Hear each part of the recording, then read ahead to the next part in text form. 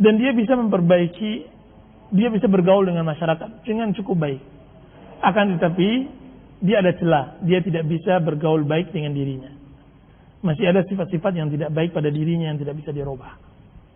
Marah, hasad, dengki, benci, tergesa-gesa dan semacamnya.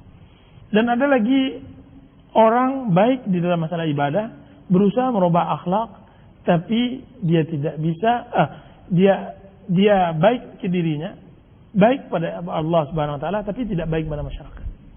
Tidak pandai bergaul dengan masyarakat. Nah, semestinya kita harus mensalafkan diri kita dalam 3 hal ini. Makanya di dalam Islam tidak hanya ikhlas, karena ikhlas adalah perbaikan diri, kan, tapi juga harus sesuai dengan syariat. Perbaikan syariat adalah perbaikan ibadah dan akhlak. Perbaikan ibadah dan akhlak. Dan juga di dalam Islam kita dianjurkan untuk memperbaiki 3 hal tersebut.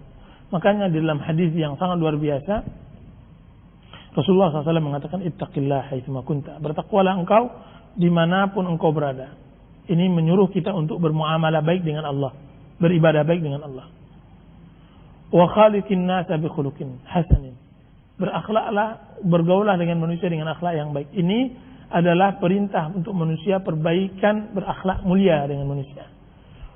Wa atbi'is sayyi'atal hasanata tamhuha, sebelumnya, dan ikutilah kejahatan dengan kebaikan yang menghapusnya. Ini adalah perbaikan diri, perbaikan diri.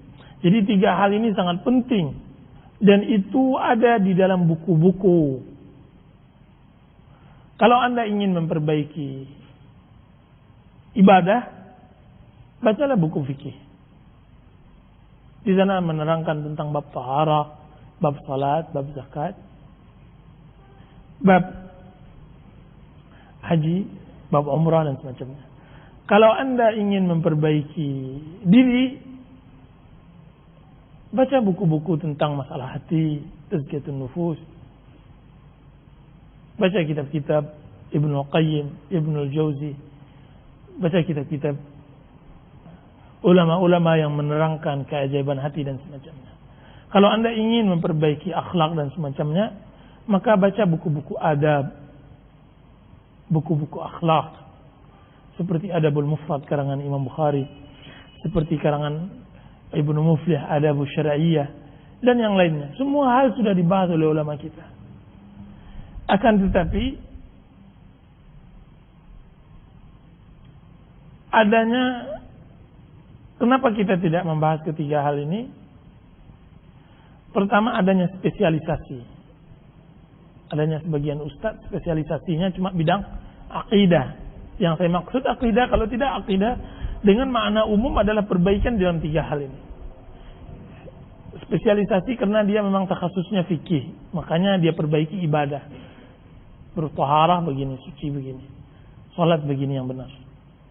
Ada lagi sisinya akidah. Jadi membersihkan pemikiran dari hal-hal khurafat, bid'ah dan syirik.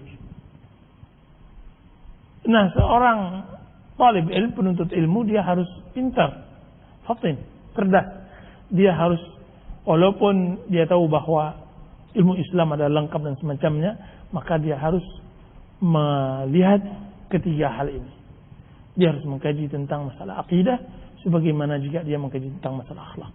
Dia harus mengkaji tentang masalah fikih, sebagaimana dia mengkaji bagaimana membersihkan jiwanya. Nah, seperti itu kemudian dia terapkan di dalam kesehariannya. Nah, dengan demikian maka akan kita dapatkan Islam itu sempurna, kafah. Sempurna sebagaimana yang dibawa oleh Rasulullah sallallahu alaihi wasallam. Ketika kita mengkaji dalam satu sisi, tidak kita kaji dalam satu sisi lain, maka akan terjadi kepincangan. Apa yang kita dapatkan dari orang-orang yang kita lihat di sekeliling kita, bagaimana mereka timpang di dalam beribadah, timpang dalam bergaul dengan masyarakat, itu tidak lain dan tidak bukan salahnya mereka menggambarkan Islam yang hakiki, yang benar. Sehingga mereka salah di dalam mempraktekkan Islam itu sendiri. Dan bahayanya bukan pada mereka saja, salah di dalam menggambarkan Islam yang benar, akan tetapi juga kepada masyarakat yang menilai mereka. Ketika masyarakat menilai mereka bahwa mereka tidak sesuai dengan fitrah yang ada pada masyarakat itu sendiri, mereka tolak itu Islam yang mereka bawa. Padahal mereka hanya membawa Islam sekerat. Sekerat lagi masih tertinggal di buku-buku dan di sebagian kecil orang-orang. Para ikhwan yang dirahmati oleh Allah Subhanahu wa taala, pada dasarnya kita di dalam masalah belajar mengajar ini, menuntut ilmu ini, kita ingin menarik kesimpulan bahwa benarlah rasanya agama yang kita anut ini akan mendatangkan kebahagiaan kita di dunia sebelum kebahagiaan di akhirat. Sebagaimana yang dijanjikan oleh Allah Subhanahu wa taala, "Al-yauma akmaltu lakum dinakum wa atmamtu 'alaikum ni'mati." Hari ini aku sempurnakan kepada kalian agama kalian dan aku sempurnakan nikmatku. Dan Allah Subhanahu wa taala menyebutkan di dalam surat Al-Maidah ini, sebesar-besar nikmat adalah nikmat Islam. Kita tidak ingin hanya sebatas ucapan bahwa Islam itu mendatangkan kebahagiaan. Kita ingin di dalam kenyataan bahwa benarlah orang yang memegang Islam itu bahagia di dalam hidupnya, sehingga menjadi contoh baik. Dan dia sebagai orang yang menerangi orang-orang yang lain. Itu dia di dalam segala posisi. Dia sebagai seorang ayah yang Islam, dia bahagia dengan ayahnya tersebut. Dia sebagai seorang anak, dia bahagia dengan anaknya tersebut. Dia sebagai seorang istri, dia bahagia dengan Islamnya tersebut. Sehingga tidak ada lagi alasan bagi orang untuk tidak memeluk Islam, karena mereka telah tergambarkan oleh mereka yang bahagia adalah orang-orang yang memeluk agama Islam yang baik. Nah, yang ada kita lihat di dalam kenyataan bahwa itu jarang kita dapatkan. Kita tidak berbahagia dengan Islam yang kita peluk. Bahkan kalau kasarnya kita katakan kita sengsara dengan Islam yang kita peluk. Kenapa? Karena kita tidak memeluk Islam yang hakiki. Kita tidak berbahagia. Kenapa? Karena kita belum mempraktekkan Islam itu hakiki. Mungkin kita telah mempelajarinya, tapi kita belum mempraktekkannya. Sejauh mana kita belum mempraktekkan Islam itu sendiri, sejauh itu belum kita dapatkan kebahagiaan itu.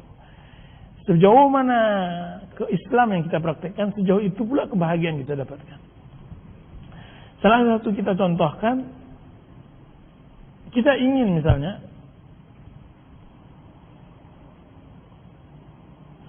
memberi pemahaman di masyarakat dan seorang anak.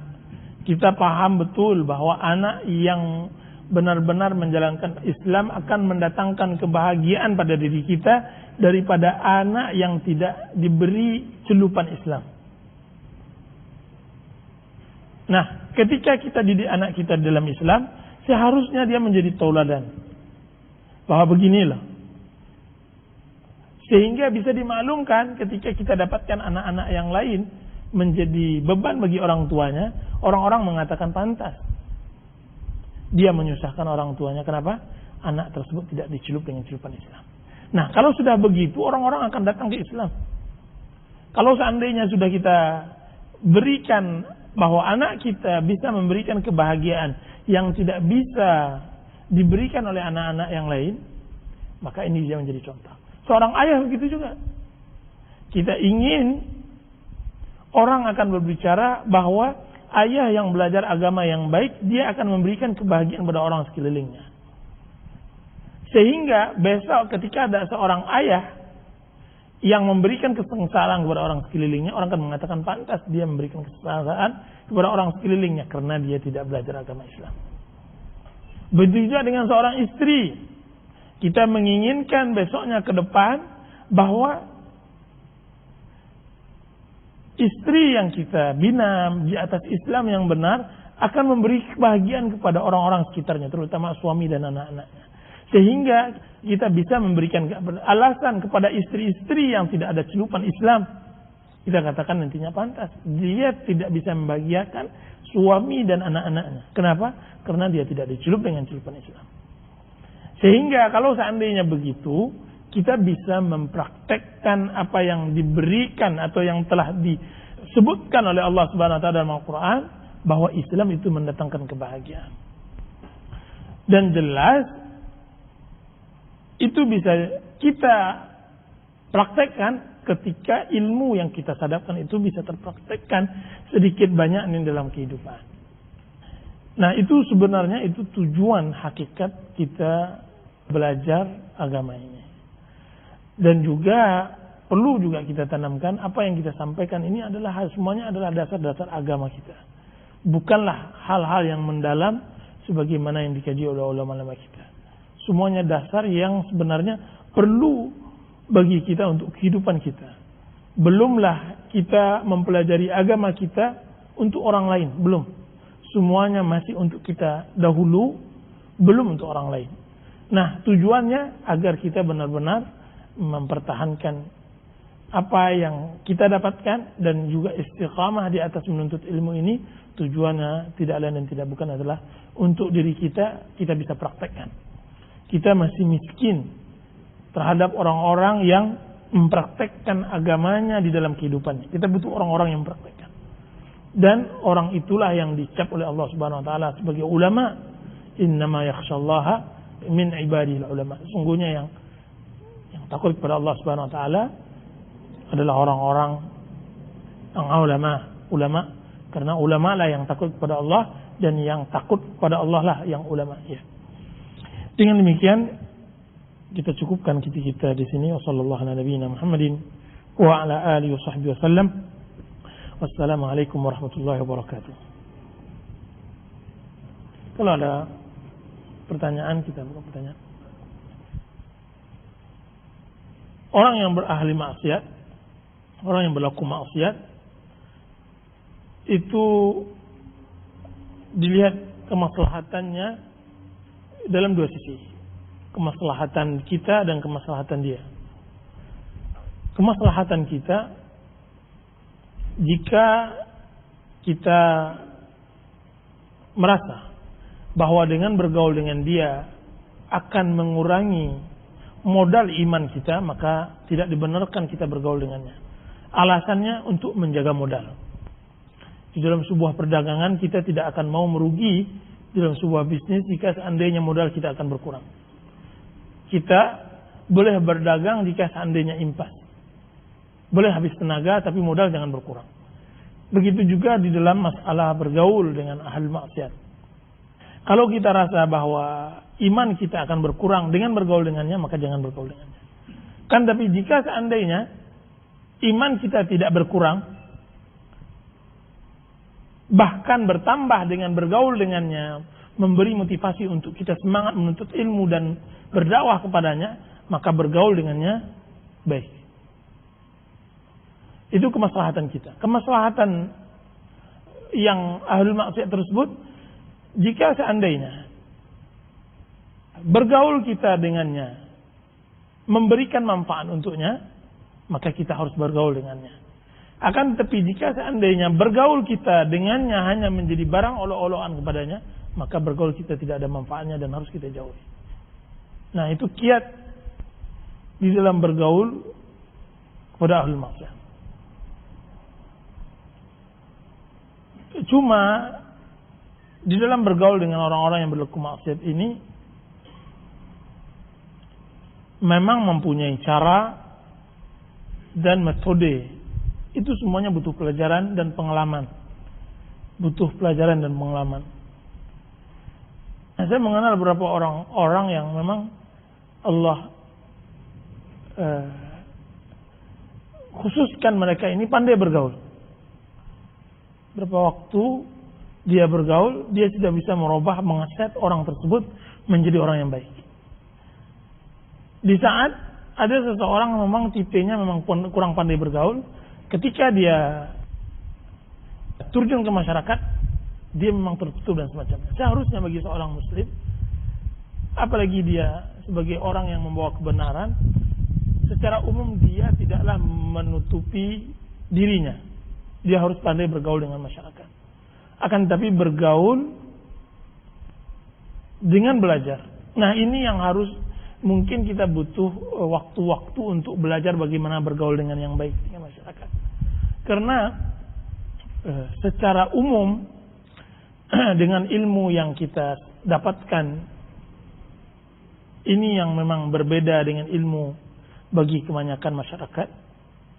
Dengan kondisi yang kita rasakan berbeda dengan kondisi kebanyakan masyarakat, memang membuat seseorang ingin menjauh dari masyarakat.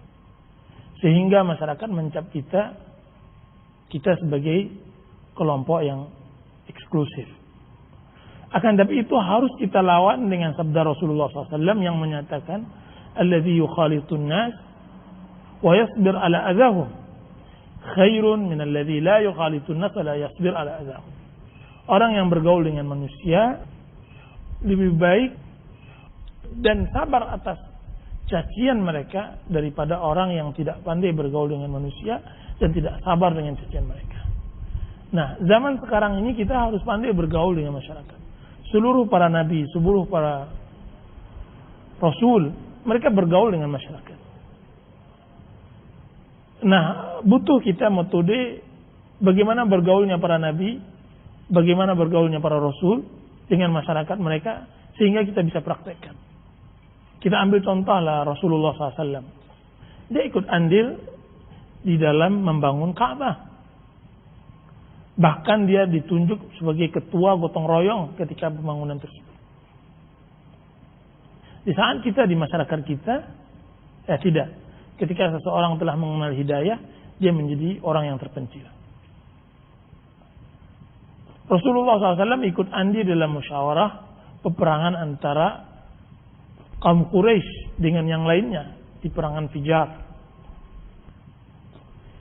Dan Rasulullah SAW mengatakan, kalau seandainya mereka mengajak saya untuk mendamaikan peperangan tersebut, saya akan penuhi panggilan mereka. Dan Rasulullah SAW juga bergaul di pasar Ukaz dan yang lainnya.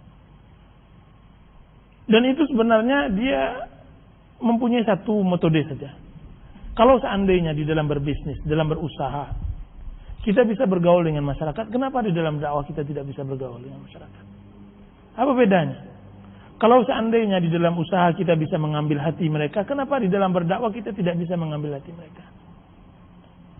Nah, itu semua jelas harus kita memperbanyak membaca sejarah dan membaca biografi orang-orang muslihun, orang-orang yang bisa memperbaiki masyarakat di sepanjang zaman.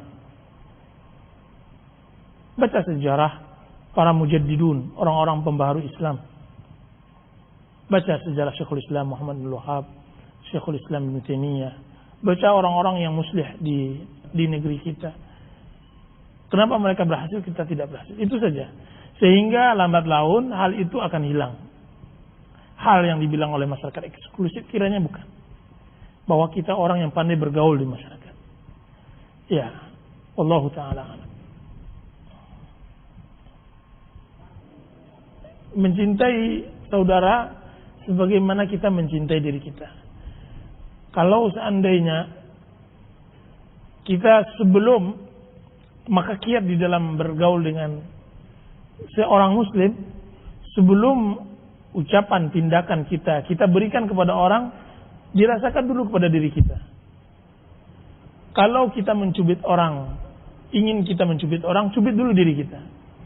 Kalau terasa sakit berarti sama orang sakit juga. Enggak ubah. Kalau seandainya begitu kita bergaul dengan masyarakat, maka kita akan telah menghilangkan duri-duri muamalah dengan manusia 3/4-nya. Karena banyaknya perselisihan, perpecahan antara saudara dengan saudara, muslim dengan muslim, karena kurang pekanya kita dengan saudara yang lain. Inti-intinya, kita tidak bisa merasakan apa yang dirasakan oleh saudara kita. Kita hanya bisa melemparkan, tapi kita tidak bisa dilempar orang. Kita hanya bisa berucap, tapi kita tidak mau diucapkan orang. Nah, ini yang menjadi akar perselisihan yang sering terjadi sesama muslim. Kalau hari ini kita tidak suka dibicarakan orang begitu, berarti orang juga tidak suka kita membicarakan orang seperti itu. Kalau hari ini kita tidak suka dicemooh orang begitu, maka berarti orang tidak suka juga dicemooh oleh kita begitu. Nah, itu harus dijadikan standar dari mana? Dari hadis Rasulullah SAW. La yu'minu ahadukum hatta yuhibba li akhihi ma yuhibbu li nafsihi. Tidaklah beriman seseorang sampai dia mencintai saudaranya sebagaimana dia mencintai dirinya. Ya Allah Ta'ala.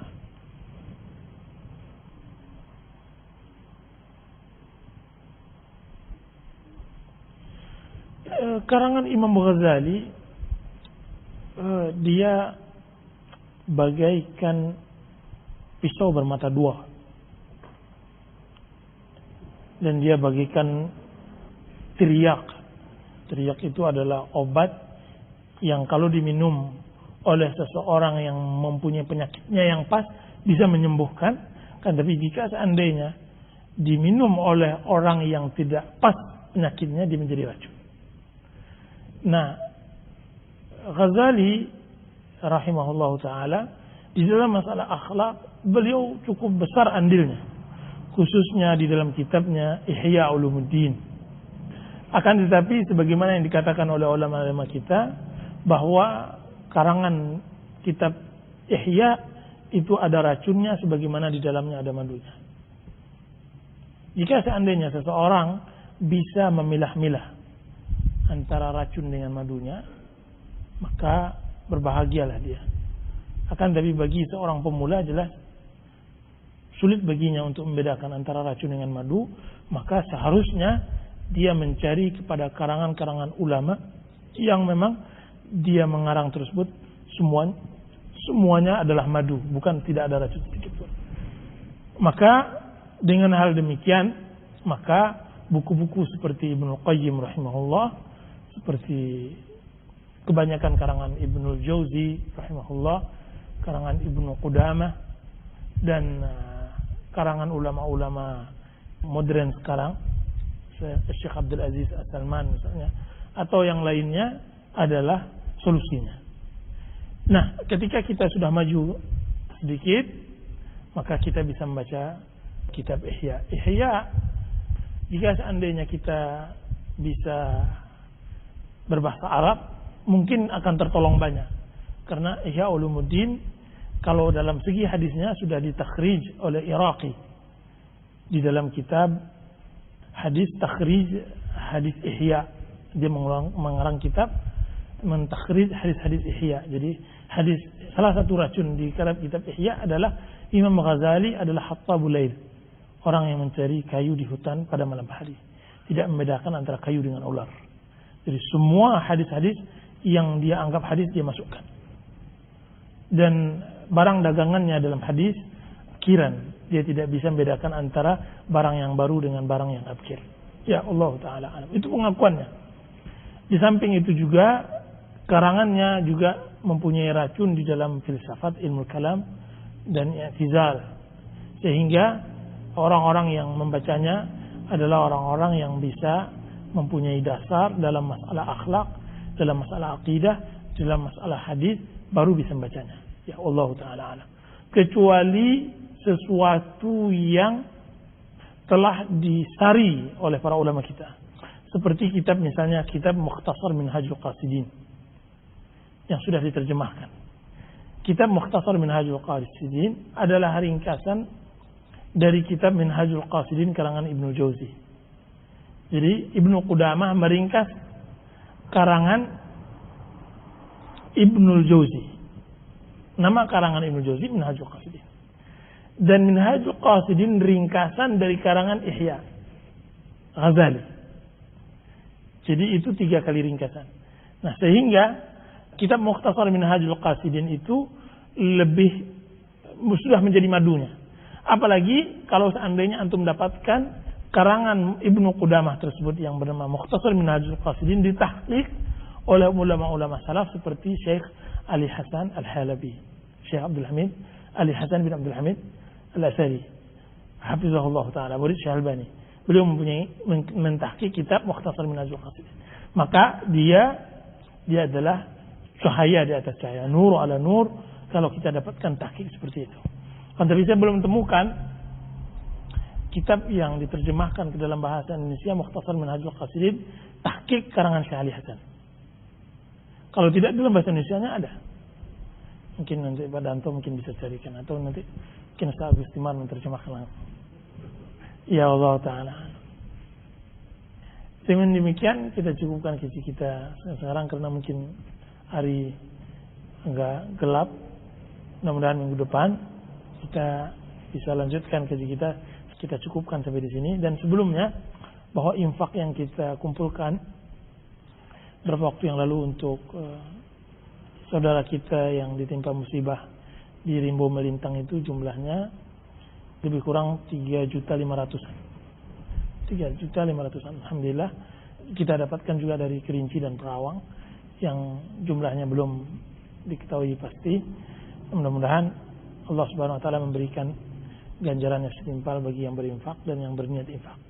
Jadi bukan saja yang berinfak, yang berinfak mudah-mudahan dapat ganjaran juga. Wassalamualaikum warahmatullahi wabarakatuh.